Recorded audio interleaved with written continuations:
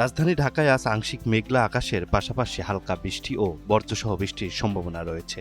একই সঙ্গে দেশের রংপুর, ময়মনসিংহ ও সিলেট বিভাগের কোথাও কোথাও মাঝারি থেকে ভারী বর্ষণ হতে পারে। বাংলাদেশ আবহাওয়া অধিদপ্তর জানিয়েছে, সোমবার সকাল ৬টা থেকে পরবর্তী ৬ ঘণ্টা পর্যন্ত ঢাকার আকাশ মেঘলা থাকতে পারে। এ সময় দক্ষিণ বা দক্ষিণ পশ্চিম দিক থেকে ঘণ্টায় ১০ থেকে ১৫ কিলোমিটার বেগে বাতাস প্রবাহিত হতে পারে। তবে দিন ও রাতের তাপমাত্রা প্রায় অপরিবর্তিত থাকবে। AKS অর্জন করল গিনেস ওয়ার্ল্ড রেকর্ডস। AKS আজ সকাল ৬টায় ঢাকার সর্বনিম্ন তাপমাত্রা ছিল ২৮.৪ ডিগ্রি সেলসিয়াস এবং বাতাসের আপেক্ষিক আর্দ্রতা ছিল ৮৭%।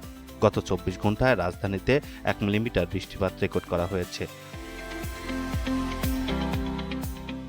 অন্যদিকে সন্ধ্যা ৬টা পর্যন্ত রংপুর, ময়মনসিংহ ও সিলেট বিভাগের অনেক এলাকায় এবং রাজশাহী, ঢাকা, খুলনা, বরিশাল ও চট্টগ্রাম বিভাগের কিছু স্থানে দমকা হাওয়া সহ বৃষ্টি বা বজ্রসহ বৃষ্টির পূর্বাভাস দিয়েছে আবহাওয়া অধিদপ্তর।